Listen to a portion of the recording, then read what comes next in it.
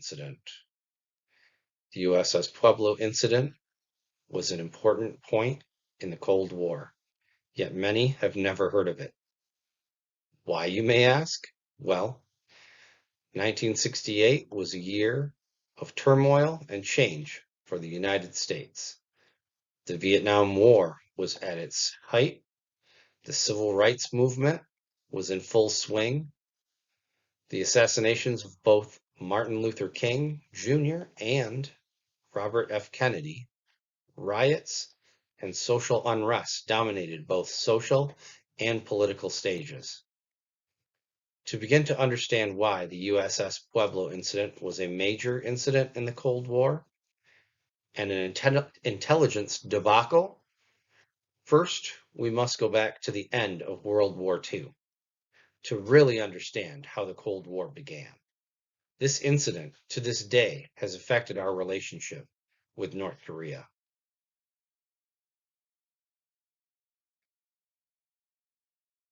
During World War II, the United States and Soviet Union's cooperation was essential in defeating Nazi Germany.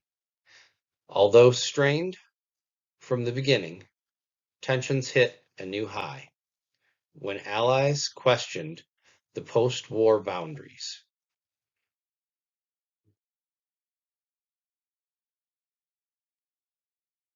After Germany's unconditional surrender, the Big Three, United States, Great Britain, and the Soviet Union,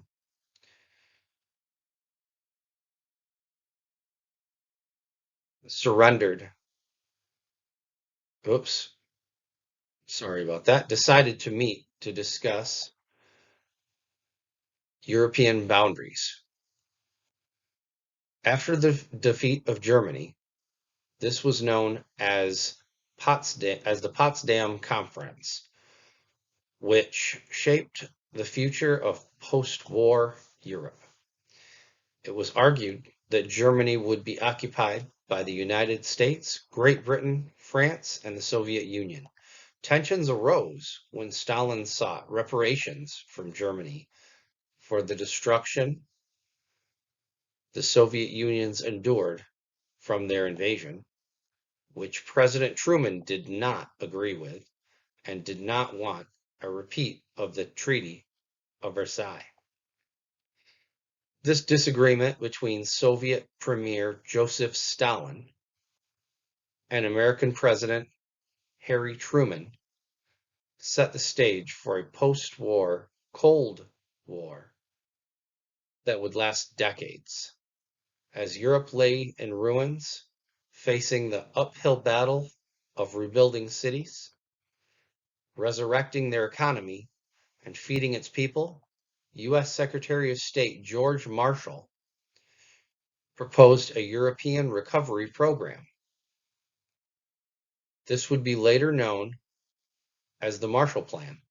This plan allocated billions of dollars to European nations.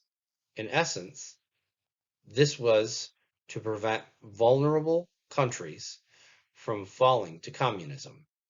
This was recognized as a great humanitarian effort, which later paved the way for U.S. foreign aid programs. This was in stark contrast to Stalin's approach of having East Germany pay reparations. Now, under tight Soviet control, eventually leading to the construction of the Berlin Wall, which further sealed off all access to the Western world, NATO was created by the United States, Canada, and several Western European nations to provide collective security against the Soviet Union. This was the first peacetime military alliance the United States entered into outside the Western Hemisphere. Berlin Airlift. The United States-Soviet relations continued to sour. Berlin was truly the epicenter of communism versus democracy. In 1948, The First Berlin Crisis began of the Cold War, when Soviets tried to block access to Allied-controlled areas of Berlin from all aid. The United States and Great Britain responded by airlifting food and fuel to Berlin, solidifying the division in Europe.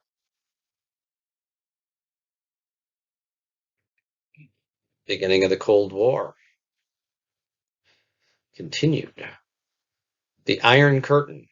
The Soviets sought to create a buffer zone between their country and Germany, which included many capitals of Eastern Europe, including Warsaw, Berlin, Vienna, Prague, and Budapest. While the Iron Curtain became essentially frozen over the next few decades, conflict spread to Asia, Africa, and Latin America.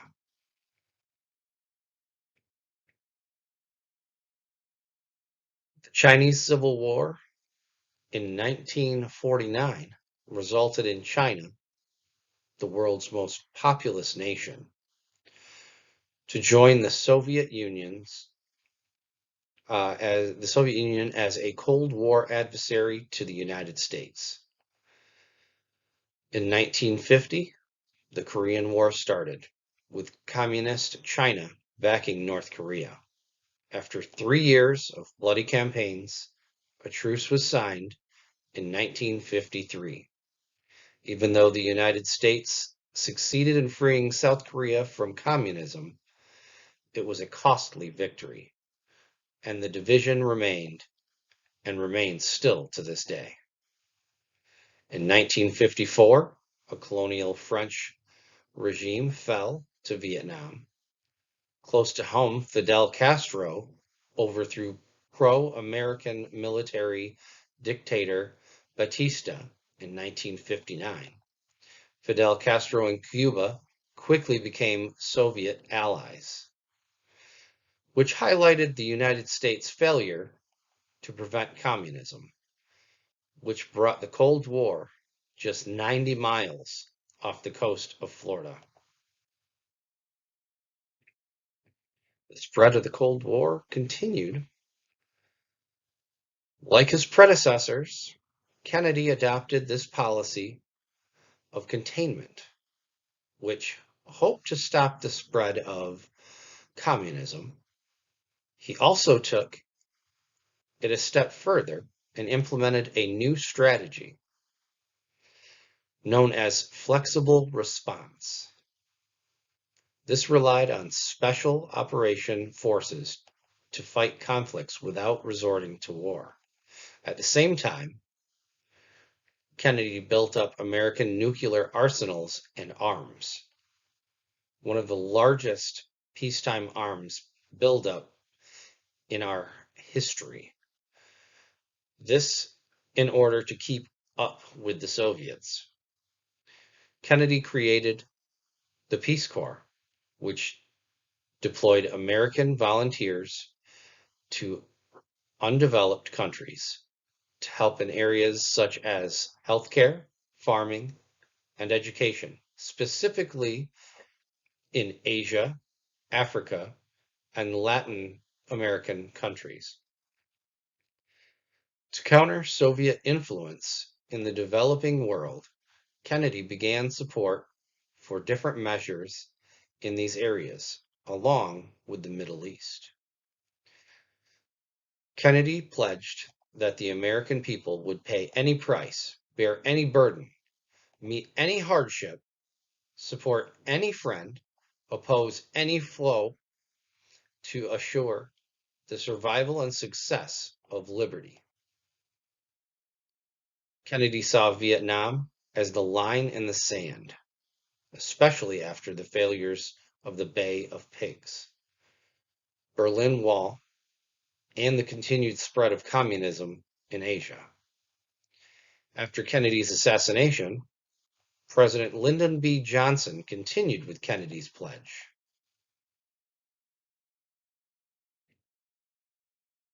The Adger II.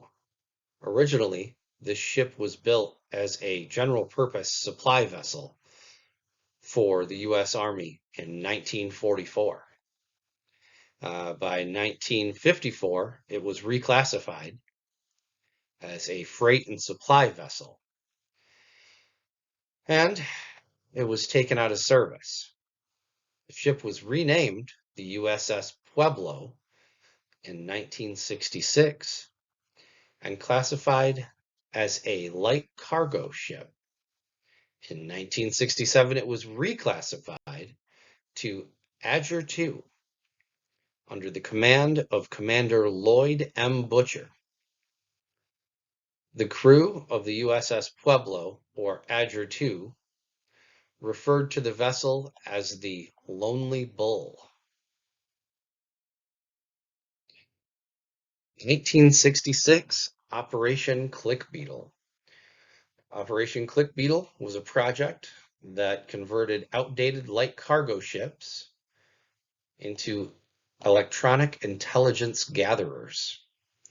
The USS Pueblo masqueraded as a environmental research vessel designed for oceanographic, electromagnetic, and related research projects to help the Navy and mankind towards the complete understanding of the oceans. But the ship's real mission was far more complicated.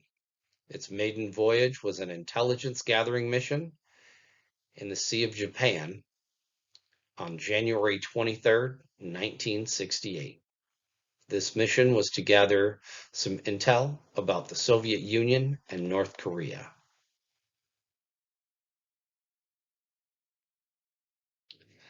These are some of the headlines from around the country. Notice only one of the pictured articles says intelligence ship. Uh, this was stirring news during the time of great unrest and other military action in other parts of the world. There are always two sides to every story, and the images on the screen depict North Korea's view and the United States' view of what the USS Pueblo was doing in international waters. As you can see, our U.S. vessel entered the Sea of Japan to patrol the North Korean coast, but attests that they never got closer than 12 nautical miles from North Korea, which meant they were still in international waters. They never came within 12 miles of North Korean soil. North Korea, on the other hand, had a submarine that passed by the USS Pueblo on January 20th inside the 12 nautical mile mark. As you can see from their map, they plotted the U.S. vessel within their territory numerous times. Either way, the traditional cat and mouse game that the Cold War was known for had ended.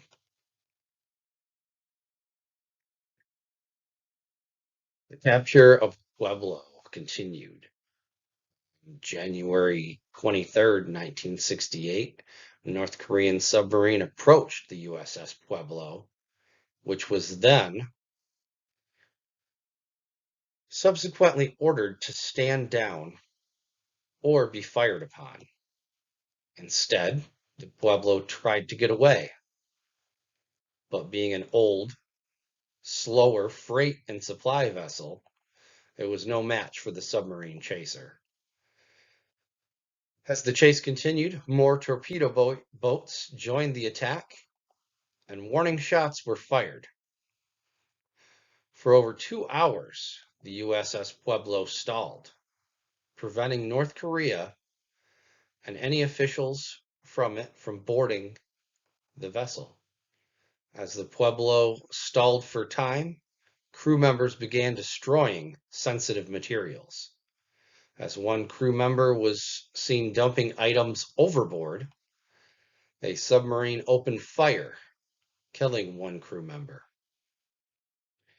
There was too much material on board to destroy it all. The USS Pueblo surrendered without firing one single shot. The 82 crew members were taken as prisoners.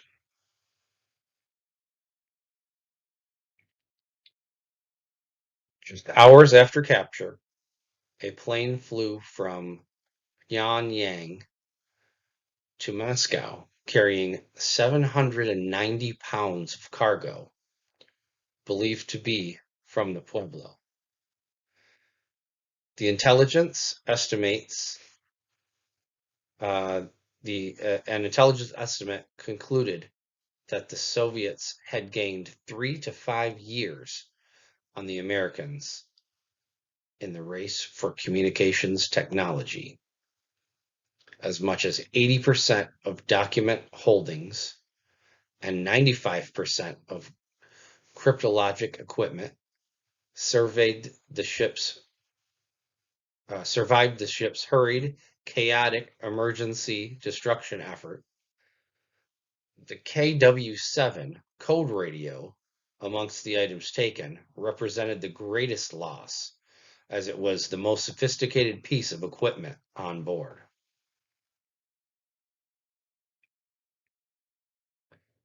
And now the aftermath. 82 crew members were held as prisoners for 11 months.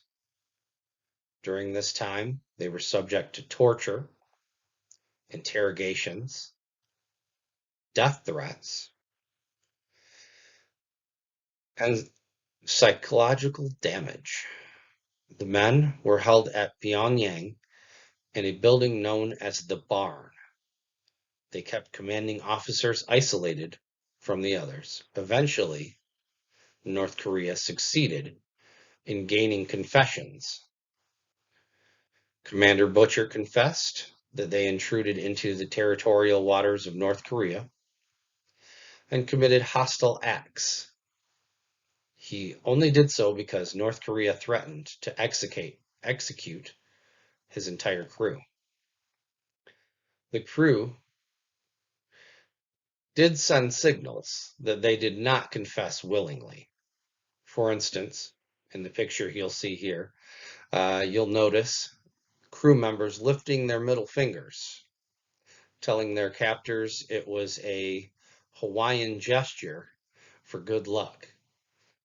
They also had eye movements that was indicated back to intelligence in the United States that in Morse code, they were able to decipher some code from the eye movements of the crew. Commander Butcher also joined in the in by pronouncing Heian as peon. The crew's defiance did not come without a price. Once North Korean captors found out what they were doing, they were severely punished during what became known as Hell Week. These poor men on this boat, this vessel here. The 3 A's: admitting wrongdoing, apologizing for it, and assuring it will never happen again. The 3 A's. It was the wife of one of the American negotiators who came up with a formula that ultimately freed the crew. She said right off the top of her head, well, just offer to sign the letter and repudiate it at the very same moment that you're signing it. And that's what U.S. Army Major General Gilbert Woodward did. He said, I will sign the document to free the crew, and only to free the crew. One by one, the crew members crossed over the bridge of no return at Panmunjom in South Korea. The USS Pueblo ship yet remained in North Korea, as it still does today, along with top secret documents and encryption machines. It's actually at a museum. It was moved from the place it was brought originally. It was moved and is a museum somewhere now, and is still a boat that is listed as the United States boat, but it is in uh, has been captured and is being held by the North Korean government. Um, Declassified documents describe tense international high-level political and military U.S. deliberations and contingency plans in the wake of an incident and an atmosphere fraught with the dangers of a superpower conflict. The Johnson administration considered several risky courses of action to retaliate for the Pueblo seizure: a blockade of North Korean ports, airstrikes on military targets, an attack across the demilitarized zone separating North and South Korea. In the this tense aftermath of the Pueblo seizure, Pentagon war planners weighed using nuclear weapons to stop a possible communist invasion of South Korea, as well as mounting a massive air attack to wipe out North Korea's air force. The nuclear option, eerily codenamed Freedom Drop, envisioned the use of American aircraft and land-based missiles to incinerate the rushing North Korean troops. And the Pueblo scapegoat, although "Don't give up the ship" has long been defined, uh, defining the U.S. Navy as a motto. When confronted with an impossible situation, what exactly is expected of a captain? When Commander Lloyd M. Pete Butcher surrendered his ship, the USS Pueblo, to North Korea, the gunboats in 1968, he became one of the most notorious figures in U.S. naval history. Butcher gave up his vessel without firing a single shot. The first U.S. Sea commander to do so since 1807. Many of the Navy's upper echelons regarded him as a coward, a disgrace, shaking their heads in disbelief that they had not done more to resist his attackers.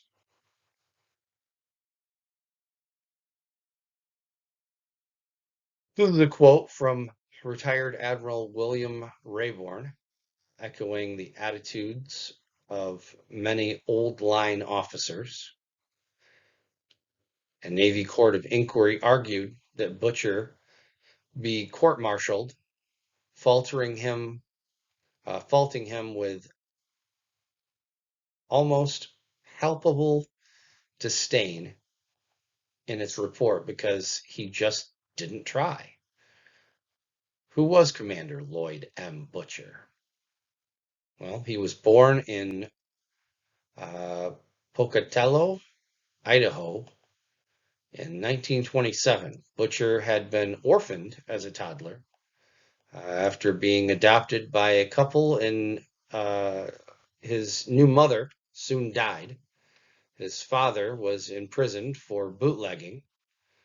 By age 7, without parents and a home, he survived by foraging for food in restaurant trash cans and sleeping in cardboard shelters.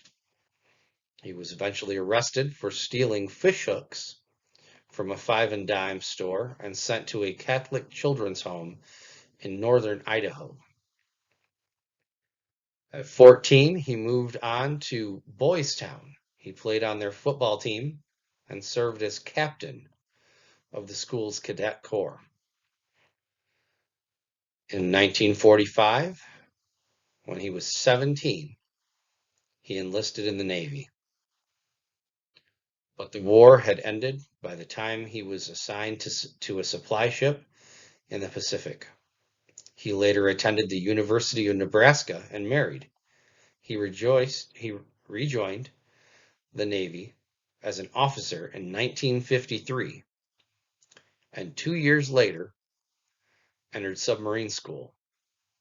In the late 1950s and early 1960s, he served on board 3 subs with the delicate and dangerous tasks of eavesdropping on Soviet naval activities in the Far East. In 1966, the Navy surfaced him, putting him in charge of the Pueblo. President Johnson instructed Defense Secretary Robert McNamara to conduct an in-depth background investigation of the captain to check his morals. It was reported by the Naval Investigative Service that there was no evidence Butcher was a traitor, and the CIA shrinks, too, concluded that he was a loyal American.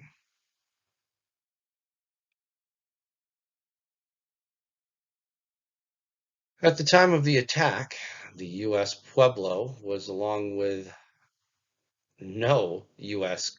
combat jets or ships to protect her. She was all by herself, all alone, no defense. To defend herself, she had 2 jam-prone 50 caliber machine guns, which lacked protective shields and were covered by frozen tarpaulins. She was crewed by 81 officers and enlisted men plus 2 civilian oceanographers, whose presence was intended to reinforce the ship's cover story. The Pueblo also lacked a rapid deconstruction system. The Navy had repeatedly assured Butcher that a communist attack on his ship was highly unlikely. He had also been told that if he did come under fire, he was on his own.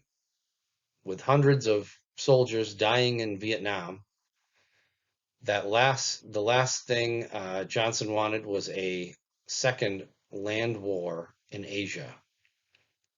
Johnson responded to the ship's seizure with a massive buildup of American military power in and around the Sea of Japan. The tension between North and South Korea heightened as North Korea nearly succeeded in assassinating South Korea's president, Park Chung-hee. Johnson secretly reached out to North Korea behind closed doors, hoping it would bring peaceful resolution, and at the same time promised South Korean president a close U.S. ally and new military equipment in exchange for not taking any action that would set off a second Korean War. 5 admirals in the court heard 8 weeks of often emotional testimony. After an emaciated Butcher delivered a spellbinding account of his attack on his ship and his travels in prison, travails in prison. A Navy lawyer warned that he faced a possible court-martial under Article 0730 of Navy regulations. This warning provoked a tornado of protests from newspaper commentators, members of Congress, and ordinary citizens who suspected the Navy was trying to scapegoat Butcher for mistakes made by higher echelons in the planning and execution of the Pueblo's ill-fated mission. Wary of growing U.S. combat casualties in Vietnam, many Americans sided with Butcher's decision to conserve the lives of his crew. When public opinion pollsters asked whether the captain did a disservice to this country in trying to save his own life, 68% of the respondents said no, and only 9% said yes. Navy Secretary John Chafee noted that Butcher and his men had endured a great deal of punishment in North Korea, and they would face no further disciplinary action by the Navy, and admitted that mistakes and miscalculations by the Navy led to the Pueblo's seizure. The capture of the ship and her eavesdropping gear was one of the worst intelligence debacles in U.S. history. But the U.S. was lucky. NSA analysts concluded in a 1969 report that the North Vietnamese had gained no apparent advantage in the battle as a result of the ship's commandeered electronics, nor has any evidence surfaced since then that U.S. Security interests were damaged as a result of the Pueblo incident. A small video here I can show you. If I get it to play. There we are. Little news.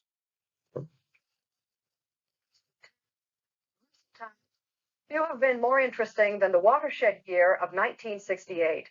Today we inaugurate a series of reports from that remarkable year. Today's visit to 20 years ago recalls the capture of an American ship called the USS Pueblo. The document which I am going to sign was prepared by the North Koreans. I will sign the document to free the crew, and only to free the crew. The crew was captured 20 years ago today off the coast of North Korea and accused of spying. Members of the U.S. imperialist armed special Pueblo, which was captured while conducting espionage and hostile acts deep in the territorial waters of the Democratic People's Republic of Korea. Tortured and generally mistreated, Commander Lloyd Bucher and his crew signed and broadcast confessions that they were spies. We, the officers, crew, and officers of the USS Pueblo, are writing you jointly to explain the facts from those points we consider pertinent to our captain. Specifically, that we intruded into the territorial waters of the Democratic People's Republic of Korea and committed hostile acts, and sincerely apologizes for these acts and gives assurance that they will not be repeated. 11 months later, Commander Bucher and his crew of 82 were released and reunited with their families. They also returned to controversy. A court of inquiry recommended court-martial, but Navy Secretary John Chafee ordered that all charges be dropped. Commander Bucher is here with us this morning to look back on that day 20 years ago. Is it that day when you were first captured that is most vivid in your recollection, or if not, what? Well, the entire series of events remain vivid in my recollection, and I'm sure many of the crew's recollection. A lot of it is also confusing. The long 11 months that we spent in captivity over there were punctuated from time to time with brutality, and there was always concern that there might be some permanent damage inflicted on some of the people. We didn't use the word hostages 20 years ago in connection with the crew of the Pueblo. You were prisoners of war at that time? Well, of course, we weren't at war with North Korea. We were at war, for all intents and purposes, in Vietnam. It's always a question from a technical point of view of what you are if you're held under those conditions. And since all but two of us were members of the U.S. Navy, I never thought of us as anything but prisoners of war. The Navy didn't court-martial you. You remained in service with the Navy, retired some 15 years ago. But did the Navy let you take the rap? Well, I think that would probably be unfair to say it that way, but certainly I think that the investigation that was conducted should have gone much higher into the planning areas of our government and our services. I don't think it went far enough. And because you don't think it went far enough, you don't think we learned anything from the experience? No, I think we learned very little, unfortunately. Several years later, in my last job in the Navy, I was Chief Staff Officer for the surface minesweeping in North Vietnam, near Hanoi. And I noticed then that some of the problems that we had on board the Pueblo had not been corrected for small ships working along the coastline of North Vietnam, specifically the minesweepers and their capability for destruction. I would think that there would be more attention to these tragic things when they do occur, so that those who are in similar circumstances at a future date wouldn't have to deal with the same problem all over again. Well, we'll leave it at that. I don't know how it is for you, but those of us around here could not believe that it had happened 20 years ago. It seems very fresh in our memories. It's difficult for me to believe it's 20 years ago, too, but it is. Commander, take care. Good Thank you very much. Interesting seeing that. And to add to this, I am going to add this recording here, and we can finish This is a off story by about a listening to standoff some between the United States and recordings North here. Korea. This is a We story are about not a talking standoff about the between the current United tensions States over and nuclear North weapons. Korea. This We're standoff not occurred talking about the 50 current years ago tensions over today, nuclear when weapons. North Korean This forces standoff attacked occurred the 50 spy ship years USS ago Pueblo today, off the when east North coast Korean of North forces Korea. attacked The North spy Koreans ship eventually USS captured the Pueblo off vessel the and east its coast of 82 North Korea. surviving The crew North members. Koreans As eventually part of our captured the series vessel looking and back its at the events 82 of surviving crew 1968, members. which shaped As today's part of our world, series looking NPR back national at the security events of correspondent David 1968, Welna which reports on the shaped today's saga of the world, Pueblo NPR and national its security crew. correspondent David Welna reports on the saga of the Pueblo. The waters off San Diego are where the USS Pueblo made its last port call in the U.S., bound for international waters off North Korea.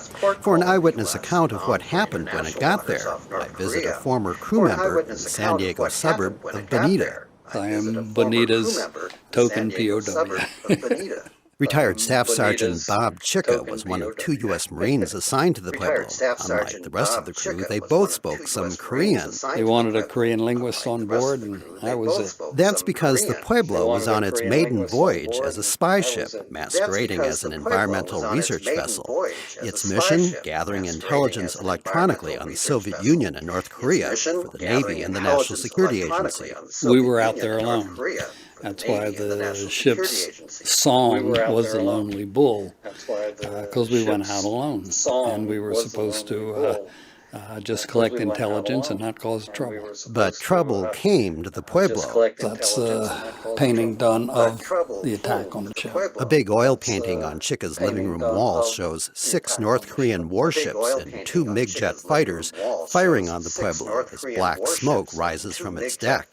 They shot us up for 2-3 hours. What was that like? Kind of gruesome. Well, I got shot in the capture right there. A 57mm shell hit him in the groin after tearing through 2 other crew members, killing one of them.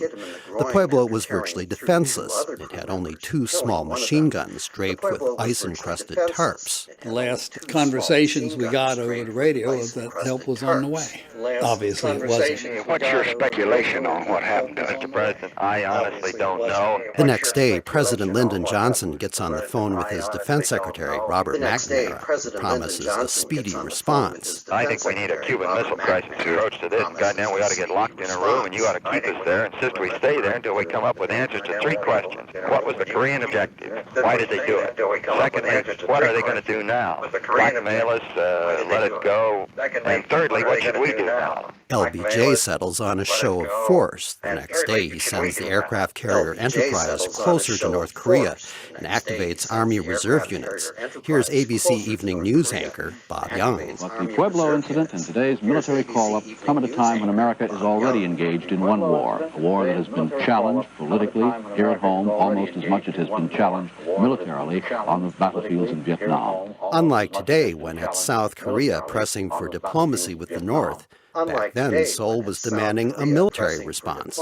Mitchell Lerner is a historian and Korea expert at Ohio State. The Pueblo is not just captured in a vacuum. It's at the same time that the North has launched an assassination attempt against Korean President Park Chung-hee that narrowly misses.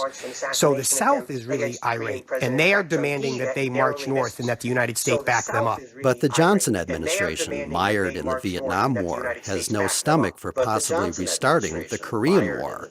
Instead, the U.S. spends month after month haggling with North Korea over releasing the Pueblo and its crew. Pyongyang insists the U.S. apologize for intruding in its territorial waters. In San Diego, I also talked with Eddie Murphy. He was the Pueblo's navigator and second in command. North Korea's claims, he says, were nonsense. At all times, we were in international waters.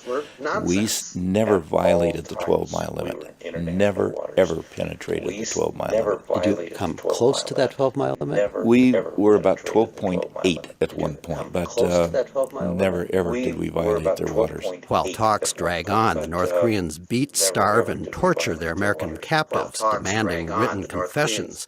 The Pueblo's commander, Lloyd Booker, at first resists, but upon being told if he does not confess, his fellow crew members will be executed, he agrees, but does so with an insulting play on words. The absolute truth of this foul-wrenching confession is attested to by my fervent desire to appeal on the Korean People's Army, Navy, and their government. Peon, spelled P-A-E-A-N, means a tribute.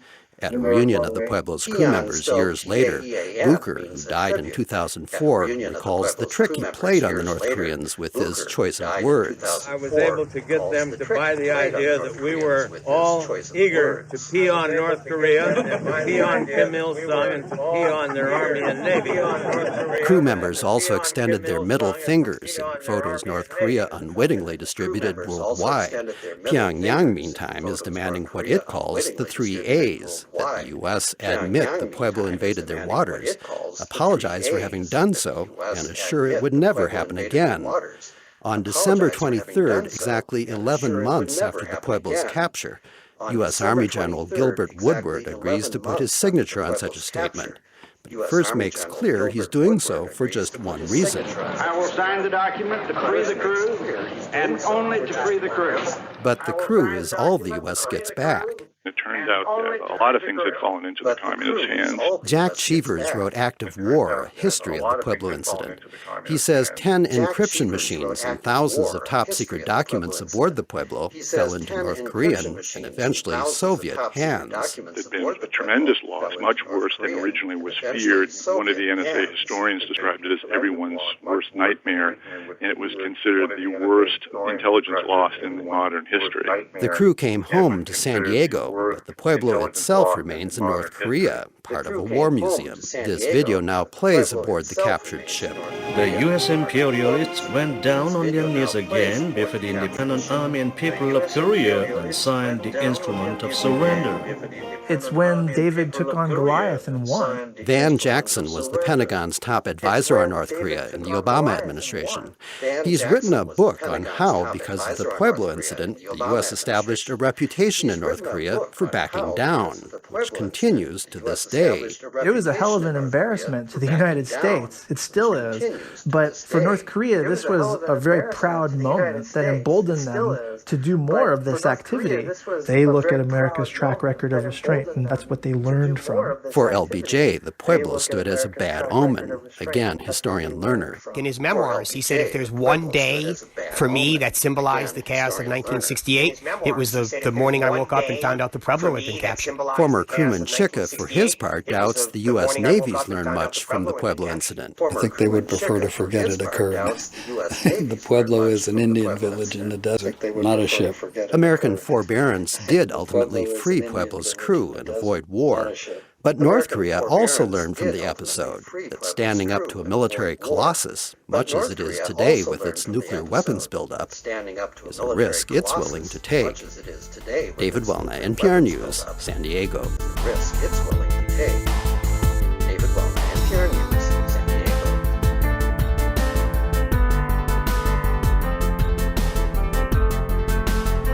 This is a story about a standoff. This is a story about a standoff between the United States and North Korea. We are not. This is a story about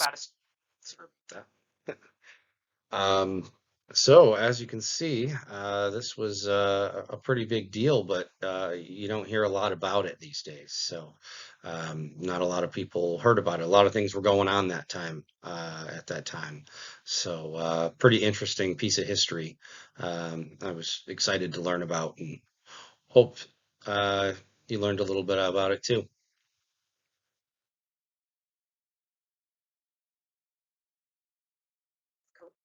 And I'll play that for you later.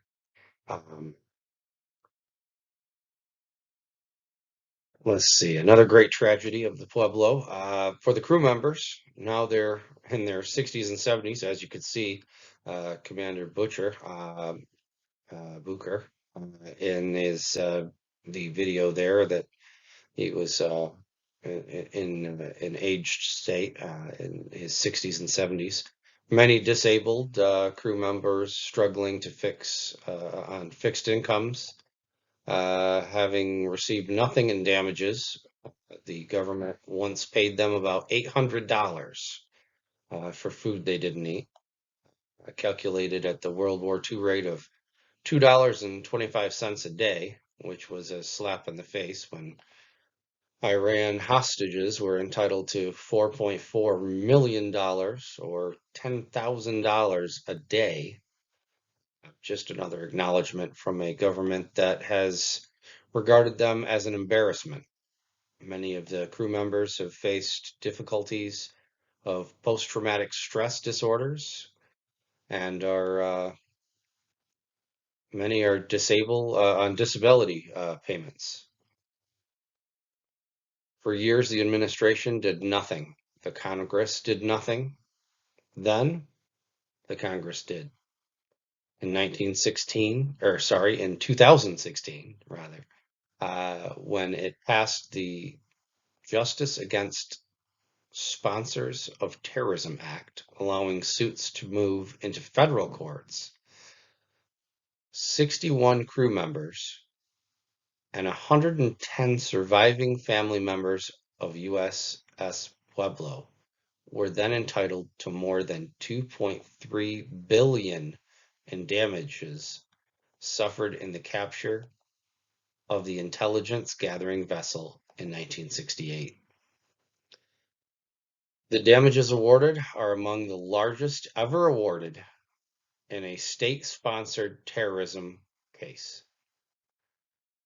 Chief Cryptology Technician Don Peppard, a surviving crew member and president of the USS Pueblo Veterans Association, said, "Even though we didn't expect anything, it is a relief to be recognized for what we went through.